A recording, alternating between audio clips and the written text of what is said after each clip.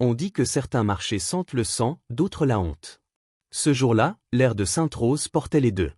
Les cigales chantaient, mais leur voix se noyait dans le murmure des curieux. Une fille était mise à prix comme un vieux cheval.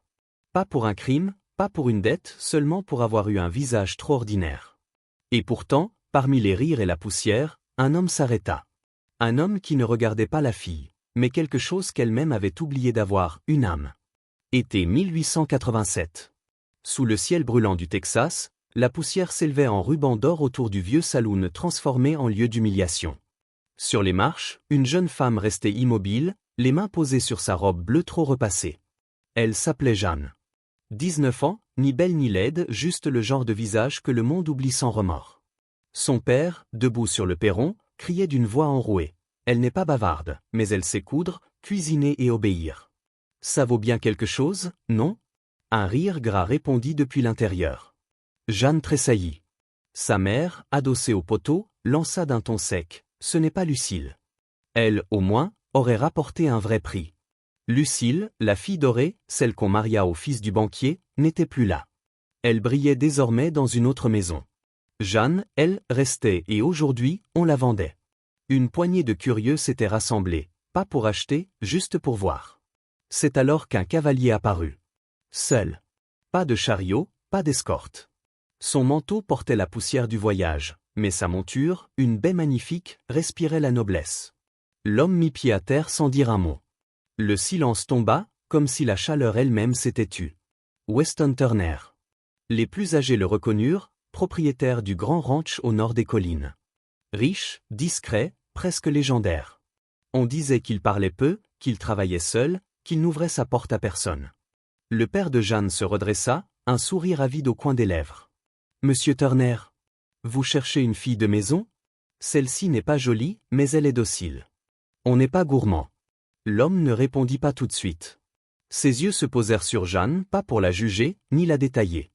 Il la regardait simplement. « Comment s'appelle-t-elle » demanda-t-il enfin. « Jeanne, » répondit le père. « Mais elle répond à n'importe quel nom, tant qu'on la nourrit. » Turner sortit une petite bourse de cuir et la tendit sans la compter. « Ça suffira. »« Vous ne voulez pas, j'ai dit que ça suffira. » L'argent disparut dans une main tremblante. La mère s'approcha, non pour embrasser sa fille, mais pour murmurer. « Comporte-toi bien, Jeanne. Et ne nous fais plus honte. » Jeanne se leva. Pas une larme. Pas un mot. Elle descendit les marches. Un homme du saloon la saisit par le poignet pour la hisser sur le chariot, un peu trop brusquement. Elle ne protesta pas.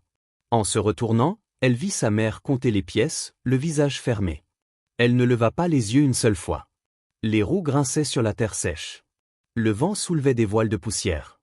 À côté d'elle, Weston Turner tenait les rênes d'une main calme. Ils ne parlèrent pas. Le silence pesait, plus lourd que la chaleur.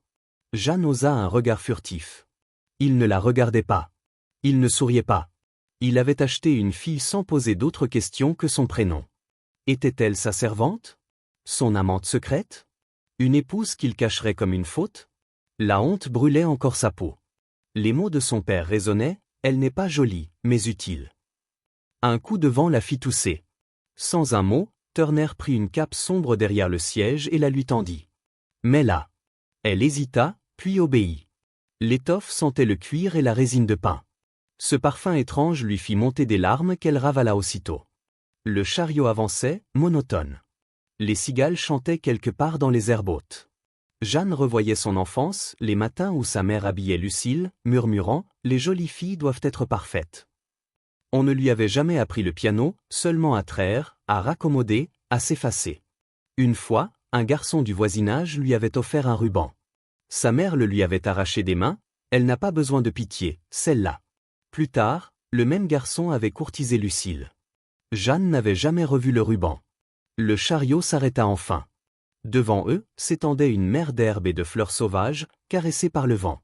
Le soleil déclinait, peignant le ciel d'ambre. Turner descendit, puis lui tendit la main. Jeanne l'ignora et sauta seule. Il ne broncha pas. Ils restèrent un instant sans parler. La jeune femme resserra la cape autour d'elle. Dans la lumière du soir, elle crut voir, au loin, la silhouette d'une grande bâtisse. Turner la désigna du menton, « C'est chez moi. » Un frisson courut dans son dos. Elle ne savait pas encore si elle venait d'être sauvée, ou achetée pour un enfer dont elle ne pourrait plus s'échapper. Quand le soleil se couche sur les terres de Turner, les ombres deviennent longues et les secrets aussi.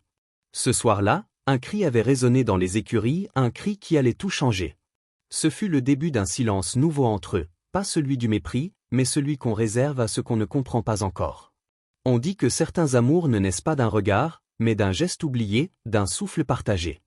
Et sous le ciel du Texas, un homme et une fille vendus allaient découvrir qu'il existe des regards qui guérissent autant qu'ils brûlent. Si tu pouvais choisir, comment vivrais-tu? La question tomba comme une pierre dans un lac. Jeanne leva les yeux, surprise. Je ne comprends pas. Si, tu comprends, répondit Weston calmement. Pas ce qu'on t'a appris à vouloir. Toi. Si c'était ton choix. Personne ne lui avait jamais demandé cela. Personne ne s'était jamais soucié de ce qu'elle désirait. Après un long silence, elle murmura « J'aimerais vivre quelque part de calme, où l'on peut être utile sans être jugé. » Il hocha simplement la tête. Alors, commençons par là. Le silence qui suivit n'était plus vide. Il était plein d'une attente qu'aucun des deux ne savait nommer. Le domaine Turner s'étendait sur des kilomètres. Collines blondes, lavandes sauvages, grands jusés par le vent.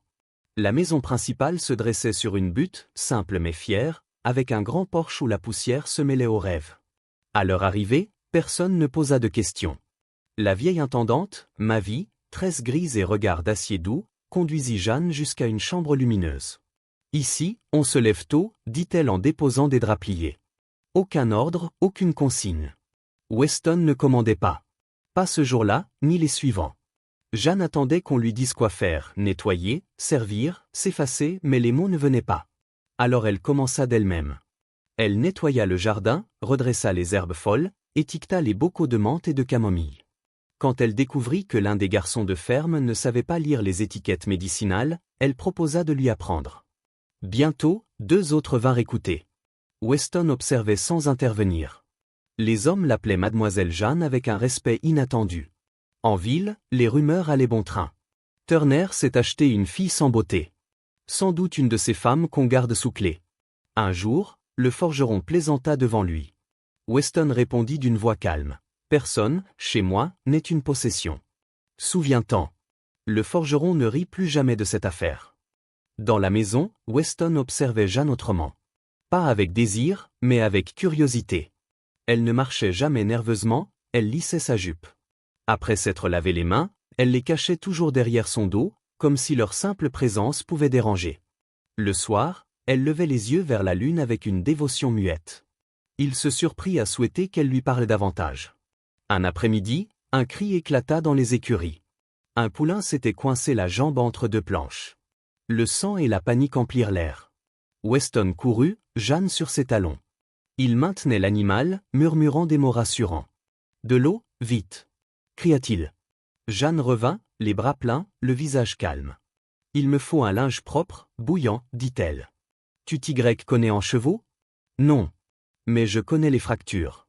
Mon oncle en a eu une, sur la glace. » Ils travaillèrent ensemble, sans se parler. Elle nettoyait, il bandait la plaie. La sueur perlait à son front, ses cheveux se détachaient. Quand le poulain se calma enfin, ils restèrent un instant immobiles, couverts de poussière et de sang. Weston tendit la main, essuya doucement une trace rouge sur sa joue. « Tu avais une marque » murmura-t-il. « Je ne l'avais pas sentie » répondit-elle, la voix plus assurée qu'elle ne l'était vraiment. Ses doigts s'attardèrent un peu trop longtemps. Leurs regards se croisèrent, hésitants. Puis il laissa retomber sa main. Elle se détourna, mais son cœur battait à contretemps. Ce soir-là, sur le porche, elle leva les yeux vers la lune. Weston s'approcha derrière elle. Il ne dit rien. Il se contenta de rester là, à côté du même silence. Le printemps s'annonçait quand un étranger arriva. Un homme à la redingote élégante, lunettes rondes, mallette en cuir et toile roulée dans le dos. Jeanne, dans le jardin, le prit d'abord pour un peintre venu représenter les chevaux de Turner. Les riches aimaient accrocher leur fortune sur les murs. Plus tard, Mavi frappa à sa porte. « Monsieur Turner demande que vous lisiez près de la fenêtre. »« Pourquoi ? » ?»« Faites-le, répondit Mavi avec un léger sourire. La lumière est belle à cette heure. Jeanne s'installa donc avec un livre de poèmes qu'il lui avait prêté. L'artiste installait son chevalet. Quand elle comprit soudain quel était le sujet, non le décor, elle voulut se lever. Restez comme ça, dit la voix de Weston dans l'encadrement. Je ne suis pas, commença T.L. Je sais. Peignez-la telle qu'elle est, ordonna-t-il au peintre. Pas pour flatter, mais pour dire la vérité. 3 jours durant, elle posa. Les mains repliées sur le livre, les yeux penchés vers la lumière. Le peintre ne lui demanda ni de sourire ni de bouger. Il peignit la douceur de son regard, la réserve de son silence. Le 4e jour, Weston fit encadrer le tableau. Et ce soir-là, en fixant la toile, il sut qu'il venait, sans le vouloir, de donner un visage éternel à la femme que tout le monde avait jugée trop ordinaire. Certains portraits enferment une âme. Celui de Jeanne, accroché au-dessus de la cheminée de Turner, n'était pas seulement de peinture et d'huile, c'était un serment silencieux. On disait que l'homme qui garde un visage sur son mur ne dort plus jamais tranquille. Et ce soir-là, les murmures du village commençaient à s'infiltrer dans les murs du ranch comme du vent entre les pierres. Ce n'était plus une histoire d'argent, ni de honte. C'était celle d'un amour que personne n'avait vu venir et que tout le monde voulait détruire. Le tableau trônait dans le grand salon, au-dessus de l'âtre de pierre. C'était la seule œuvre accrochée dans toute la maison. Les rares invités s'arrêtaient, fascinés. « Qui est-elle » demandait-il. Weston répondait toujours de la même voix calme, celle que je ne veux jamais oublier. La rumeur se répandit. On parla du portrait comme d'un mystère. Puis un courrier arriva d'Austin, une invitation à dîner chez un magnate du chemin de fer. Leur fille, 22 ans, riche, instruite, convoitée. On espérait une union des terres. Weston renvoya la lettre, scellée. « Pourquoi » demanda Mavi. « Parce que j'ai déjà choisi » répondit-il simplement. Il n'avait jamais prononcé ces mots devant Jeanne. Mais elle les entendait autrement, dans sa manière de lui demander si le thé était trop chaud, si le vent faisait grincer la balançoire. Dans le silence qu'il lui laissait, elle sentait la tendresse qu'il ne disait pas. Un soir, alors que la lune blanchissait le porche, Jeanne aperçut une silhouette derrière la fenêtre. Un homme, voûté, usé. Son père. Le cœur battant, elle recula dans l'ombre. Weston sortit le rejoindre.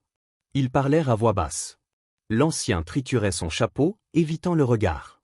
Weston entra dans la maison, ressortit avec quelque chose dans la main, une bourse. Jeanne comprit sans comprendre. L'homme prit l'argent, tourna les talons. Pas un mot. Pas un regard. Quand Weston remonta se coucher, Jeanne resta seule face au tableau. Son propre visage la regardait depuis le mur. Et là, enfin, elle pleura. Pas à cause de son père, mais parce que Weston n'avait rien dit. Il avait su, il avait agi pour la protéger, non par devoir, mais par choix. Quelques semaines plus tard, une voiture à cheval s'arrêta devant la maison. Une femme en descendit, éclatante dans une robe écarlate. Lucille. Ses talons claquaient sur les marches du porche. « Ma chère sœur » lança-t-elle, les bras ouverts. « On m'a dit que tu vivais ici. Je voulais voir de mes yeux ce miracle. » Jeanne resta muette. Lucille l'embrassa sans la toucher vraiment. « Quelle jolie maison » dit-elle d'un ton sucré. « Certains disaient que tu avais été acheté. Je vois qu'ils avaient tort, on t'a amélioré. » Les mots la frappèrent plus fort qu'une gifle. Lucille continua à bavarder, robe, bal, soupirant, mais son regard glissait sans cesse vers le tableau. L'après-midi même, elle revint, avec leurs parents. Leur père avançait lentement, la voix haute et dure. « Nous venons chercher notre fille. On nous dit qu'elle a été trompée, enlevée. Pas de contrat, pas de mariage. C'est un scandale. » Weston sortit sur le perron, le manteau sur l'épaule. « Elle n'est pas une propriété, dit-il calmement. Et je ne l'ai pas prise. Je l'ai choisie. C'est différent. » Lucille eut un sourire glacé. « Tu crois que les gens te croiront ? Quand ils sauront ce que tu as fait ? » « Je n'ai rien fait. Justement. Pas de vœux, pas d'anneau. Tu crois que ton argent fera taire le déshonneur ? » Jeanne s'interposa, « Lucille, assez. » Mais sa sœur tournait déjà les talons, ses jupes claquant dans le vent. « Ce n'est pas fini » lança-t-elle en montant dans la voiture. 2 jours plus tard, les rumeurs éclatèrent comme des étincelles sèches. Lucille affirmait être enceinte de Weston d'une ancienne liaison. Elle prétendait que Jeanne n'était là que pour dissimuler le scandale. La calomnie se répandit à Hollow Creek, venimeuse, déformée à chaque bouche. Jeanne la prit par la boulangère, qui murmura en baissant les yeux. Elle ne demanda rien à Weston. Elle n'avait pas besoin de savoir. Mais elle refusait qu'il soit sali par sa famille. Alors, cette nuit-là, elle plia quelques affaires et laissa un mot sur la table. « Je ne peux pas rester. » La pluie la surprit sur la route. Un déluge froid, tranchant, transformant la poussière en boue. À l'aube, Weston découvrit la chambre vide. À midi, il était déjà à cheval, trempé, fouillant chaque sentier, chaque ravin. Il la retrouva au crépuscule, réfugiée dans une vieille cabane de chasse. La porte grinça quand il entra. Jeanne était là, assise près d'un feu maigre, les cheveux trempés, les mains rouges. « Jeanne, vous ne devriez pas être ici, dit-elle sans le regarder. Je ne devrais être nulle part ailleurs. » Il s'agenouilla devant elle. « Tu es parti pour me protéger. Ce n'était pas ton fardeau. » La pluie frappait le toit comme des tambours. « Jeanne, murmura-t-il, j'ai passé des années à ne voir des gens que ce que je voulais. Mais le jour où je t'ai vu la vérité. » Il écarta une mèche humide de son visage. « Si le monde se détourne de toi, laisse-moi être celui qui ne le fera pas. » Alors elle leva enfin les yeux. Des larmes roulèrent, silencieuses. Elle tomba contre lui, fragile, brûlante, vivante. Dehors, la tempête s'éteignait peu à peu. Entre le tonnerre et le calme, un ciel nouveau se dessinait. Le matin se leva sur un ciel lavé de pluie, paisible comme si la tempête n'avait jamais existé. Pourtant, sous cette lumière neuve, les cœurs portaient encore les traces de la nuit. Au ranch Turner, le silence avait changé de forme, il n'était plus celui du doute, mais celui de la veille d'une vérité. Car un homme s'apprêtait à affronter tout un village, non pas pour sauver son nom, mais pour rendre la dignité à une femme que le monde avait voulu effacer. Et quand la cloche du bourg sonna, ce n'était pas pour une fête. C'était pour un jugement. Les nuages s'étaient dispersés, laissant flotter dans l'air l'odeur humide de la terre. Jeanne était assise sur le perron, enveloppée d'un châle. Ses mains tremblaient encore de la veille. Weston, lui, préparait son cheval sans un mot. Il avait séché ses bottes, allumé un feu, servi le thé sans reproche, sans question. Seulement une présence. « Vous partez seul » demanda-t-elle doucement. « Oui. Où allez-vous » Il ajusta les rênes. « Donner la vérité à ceux qui l'ont perdue et te rendre la tienne. » Puis il partit, au trot, vers Hollow Creek. À midi, la cloche de la ville résonna. D'ordinaire, elle annonçait les incendies ou les mariages, jamais les confessions. Les habitants se rassemblèrent sur la place, fermiers, commerçants, femmes encore couvertes de farine. On murmurait. C'est à cause de la fille, celle que Turner a achetée.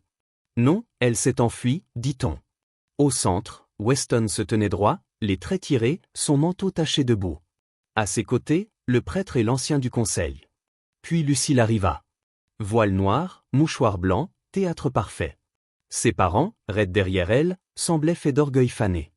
Je ne voulais rien dire, sanglota-t-elle, mais Monsieur Turner m'y oblige. Il m'a courtisé, puis rejeté pour ma sœur. Un murmure de stupeur parcourut la foule. Tous tournèrent vers Weston. Il ne répondit pas tout de suite. Il sortit simplement une enveloppe et la tendit au prêtre. Celui-ci lut à haute voix. Vérification médicale, Mademoiselle Lucille Delaney n'est pas, et n'a jamais été, enceinte. En outre, elle a tenté d'obtenir des fonds par tromperie auprès du personnel du ranch Turner. Le silence se brisa. C'est un mensonge, hurla le père. Ma fille est une bonne âme. Une voix s'éleva du fond, une bonne âme ne vend pas sa sœur. Une autre suivit, ni ne ment pour de l'argent. Lucille tourna sur elle-même, paniquée. Vous le croyez, lui? Contre votre propre sang? Weston s'avança alors, la voix basse, mais chaque mot tombait comme un marteau. J'ai gardé le silence par respect.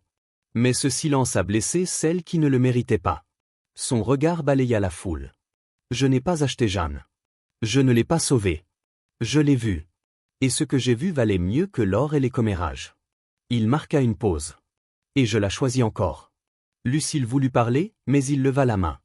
Que quiconque salisse son nom après aujourd'hui est à me répondre directement. La place entière se figea. Puis, peu à peu, les têtes s'inclinèrent. Lucille recula, agrippa le bras de sa mère et s'enfuit. Son père resta un instant, le regard vide, avant de la suivre dans la honte. Derrière la foule, à l'ombre du porche de l'église, Jeanne observait, tremblante. Mavi l'avait forcée à venir. Weston la vit, traversa la place sans hésiter, et prit sa main devant tous. « Tu n'as rien à dire, murmura-t-il. » Elle serra ses doigts. C'était sa seule réponse. Les jours suivants, Hollow Creek se fit plus calme. On parlait moins, on jugeait moins. Pour la famille Delaney, en revanche, le vent tourna. Le crédit fut coupé, les invitations retirées. Même le banc qu'ils occupaient à l'église resta vide. Puis vinrent les créanciers. Leurs dettes, construites sur les mensonges de Lucille, engloutirent la maison. Les rideaux furent arrachés, les meubles emportés. Une nuit, Lucille revint. Furtive, vêtue de haillons, elle franchit les clôtures du ranch Turner. Une jument noire l'attendait, déjà scellée. Mais avant qu'elle ne monte, une lumière jaillit. Jessie, le vieux palefrenier, lanterne d'une main, revolver de l'autre. « Ce cheval n'est pas à toi, dit-il calmement. On la mena devant Weston. Jeanne était là, debout dans l'encadrement. Lucille, trempée, grelottante, garda le silence. « Tu es venu voler, dit Weston. Après tout ce que tu as déjà pris. » Sa voix n'avait ni colère ni haine. « Je n'ai plus nulle part où aller, murmura-t-elle. Je sais. Et pourtant, je ne ferai pas venir le shérif. Pas parce que tu es innocente, mais parce que celle que tu as blessée ne voudrait pas voir ta honte étalée. » Il regarda Jeanne. Elle ne voudrait pas que ton nom devienne un spectacle. Puis, à Lucille, je t'épargne, non pour toi, mais pour elle. Lucille ne répondit rien. Elle quitta la maison, les bottes dans la boue, le voile déchiré. On ne la revit jamais à Hollow Creek. Le lendemain, Jeanne partit seule en ville. Elle laissa sur le seuil de la pension familiale une petite bourse de cuir, les économies de ses coutures et de ses herbes séchées. Pas de mots. Juste le poids d'une décence qu'on ne lui avait jamais rendue. Quand Mavi lui demanda pourquoi, elle répondit doucement, « Pas parce que j'ai oublié. Mais parce qu'être vendue ne m'a pas rendue petite. » L'après-midi, Weston vint la chercher. Ils chevauchèrent en silence jusqu'à un vallon que le vent parfumait de lavande et de sauge. L'eau du ruisseau brillait entre les herbes jaunes. « C'est ici, dit-il. Là où tout a commencé. Là où tu n'étais à personne. » Jeanne descendit de cheval. Le soleil filtrait à travers les nuages, dorant la prairie. Weston s'approcha, posa une main sur son épaule. « On m'a appris que certaines choses se possèdent. Mais ce que je veux, moi, c'est appartenir à toi. » Elle leva les yeux, surprise, puis sourit un sourire qu'il n'avait jamais vu. « Alors, commençons ici. » Et sous ce ciel clair, dans le souffle tiède de la terre lavée, ils restèrent longtemps à regarder l'horizon. Non plus comme deux âmes perdues, mais comme deux êtres enfin choisis. Certains lieux naissent d'une douleur, d'autres d'un miracle. Celui-ci naquit d'un choix. Là où jadis une fille fut vendue, un homme planta la graine d'un monde nouveau. On disait que la prairie n'avait rien de spécial, un simple champ battu par le vent. Mais pour eux, c'était un sanctuaire. Parce que c'est ici, entre la terre lavée et le ciel infini, qu'ils avaient prouvé que la beauté ne se vend pas, elle se reconnaît. Et ce jour-là, sous le soleil couchant, la fille qu'on appelait ordinaire devint le cœur battant d'un pays tout entier. Le ciel s'étendait vaste et clair au-dessus d'eux. « J'ai acheté cette terre hier, dit Weston. » Jeanne regarda autour d'elle, étonnée. « Ce n'est qu'un champ, murmura-t-elle. »« Non, répondit-il avec un sourire. C'est ton champ. » Elle écarquilla les yeux. « On l'appelle prairie simple, ajouta-t-il. »« Pourquoi ? » ?»« Parce qu'il t'appelait la fille simple. Et pourtant, même le silence fleurit quand tu le traverses. » Le vent soulevait sa jupe, le soleil effleurait son visage. Weston s'approcha, lui prit la main et la porta à ses lèvres. « Ils t'ont vendu, dit-il d'une voix basse, parce qu'ils pensaient que personne ne te verrait jamais. Mais moi, j'ai vu le seul visage que je voudrais jusqu'à la fin. Et je le choisirai encore. Et encore. Et encore. » Les larmes roulèrent sur les joues de Jeanne. Weston en effaça une du bout du pouce. Le jour déclinait, doré et paisible. Là, au milieu de prairies simples, le passé se défit comme un vieux fil. Il ne resta que l'amour. Un an plus tard, le champ n'était plus un simple terrain perdu derrière le ruisseau. C'était devenu une chapelle de fleurs et de vent. Ce matin-là, des charrettes, des chevaux, même des marcheurs vinrent de tout Hollow Creek. Jamais on n'avait vu autant de monde au ranch Turner. On ne venait pas par curiosité, mais par respect. Personne ne murmurait plus sur l'origine de Jeanne. Tous parlaient de ce qu'elle était devenue. Elle portait une robe crème, cousue de ses mains, bordée de fils de lavande. Pas de bijoux, pas de voile, juste elle. Weston, dans son manteau noir, paraissait un homme ancré. Sous un arc de saule et de sauge tressé par les enfants qu'elle instruisait, ils se tinrent la main. Aucun cri, aucune pompe. Juste des mots simples. « Je te choisirai, dit Weston, même quand personne ne regarde. »« Je te croirai, répondit Jeanne, même quand je douterai de moi. » L'applaudissement qui suivit n'était pas pour le spectacle, mais pour la vérité. Au crépuscule, les lanternes dansaient et les plats circulaient de main en main.